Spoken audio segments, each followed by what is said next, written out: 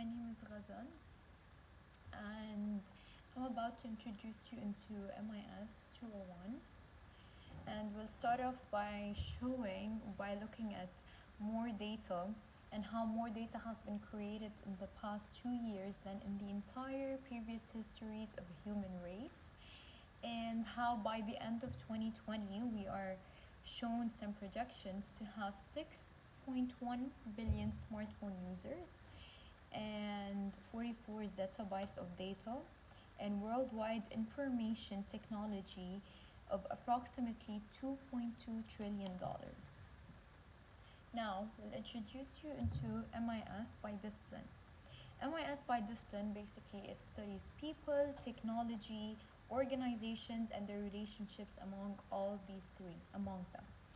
Whilst MIS by system studies hardware, software, infrastructure in order to ease planning and control and decision making and all those things.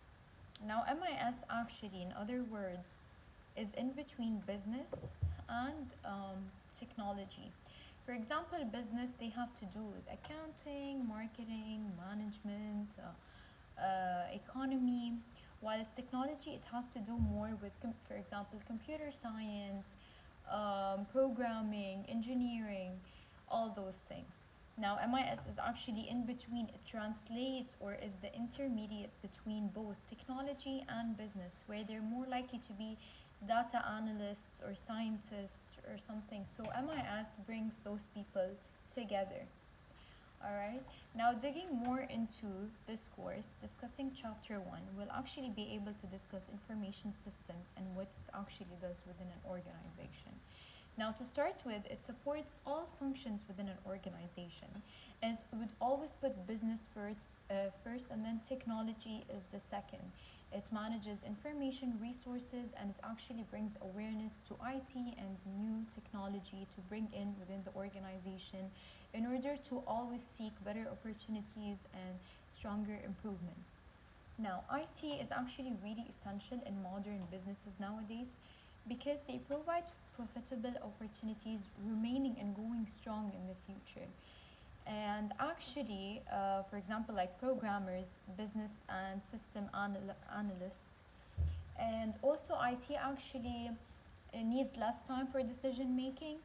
Yes, it does eliminate some jobs, but at the same time, it actually uh, gives more opportunities to other type of people, for example, with disabilities or ones that have high IT skills, or it actually reduces the job for middle managers, but at the same time, one way or another, it actually increases other job opportunities for different skills.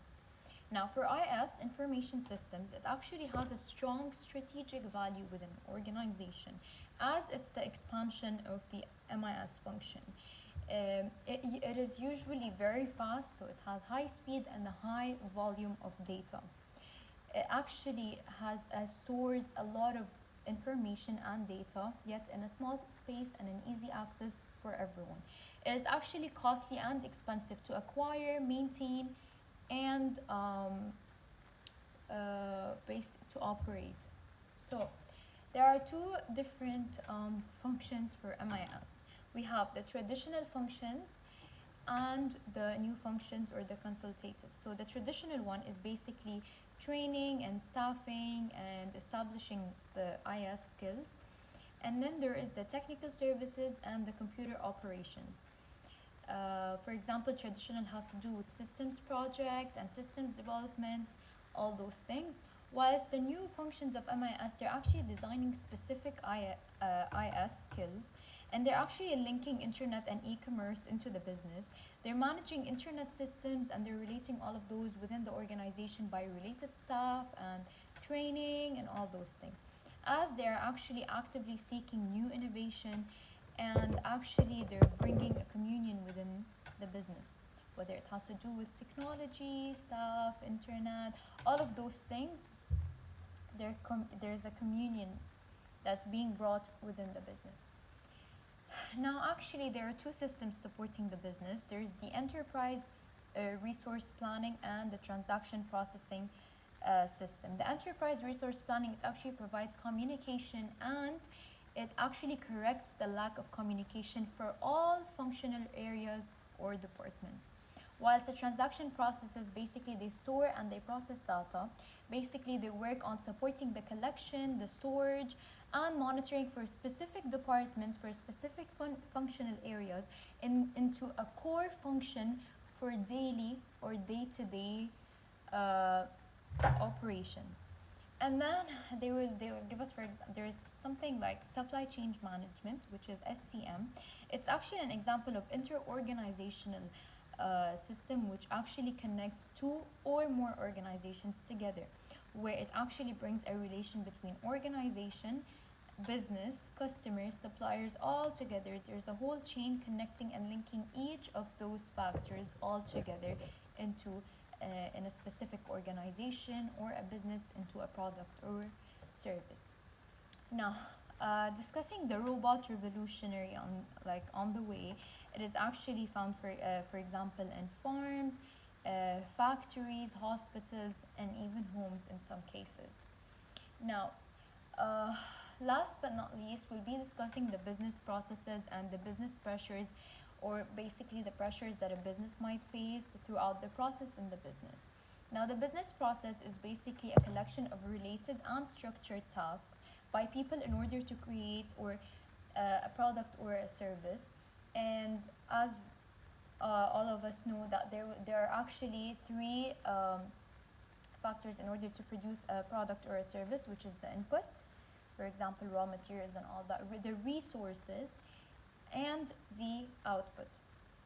So all these factors need to be in the process where actually efficiency and effectiveness would meet, where efficiency is basically the ratio of input to output, and effectiveness is basically achieving the goal or goal attainment for the business.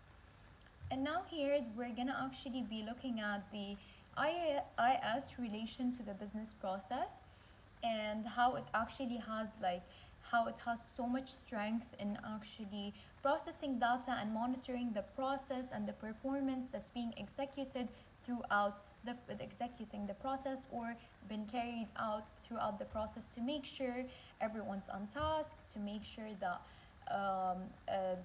there are actually specified tasks for specified people, and how it provides data and information in order to complete the task in the most efficient and effective way. And actually, when we're talking about data, in this case, we're talking, for example, about prices, quantity, product number, data, times, all those things. Now, obviously, the final step is to evaluate how well it's been carried out or the process has been executed. Now, and this is based on the process level and the instance level, obviously, and then based on that, actually, we can compare the quality, differentiation, customer satisfaction, and productivity in order to produce that product or service.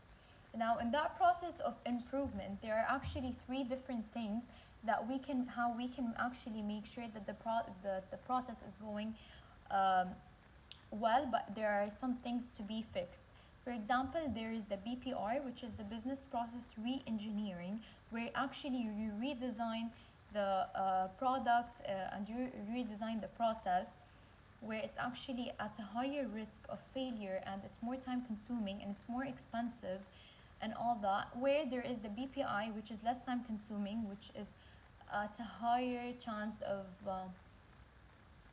getting it right, and it's actually less expensive and it's faster, as we said, and it's actually better, which is the business process improvement, where you define, analyze, you measure, and you improve and you control accordingly.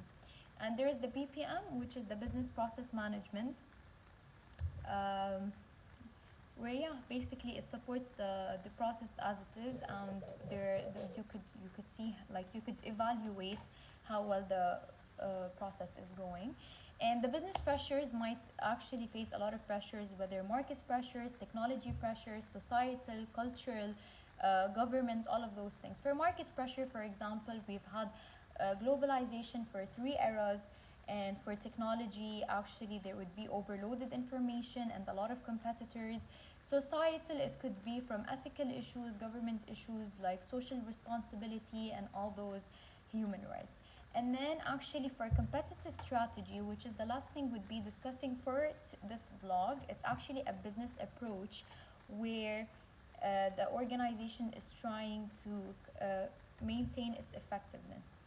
Effectiveness, as we said, it works on and focuses only on goal attainment. SIS is actually what helps an organization achieve the competitive strategy that works on effectiveness. So that's it for today, for today's vlog, and I hope that you found this useful. And see you next vlog.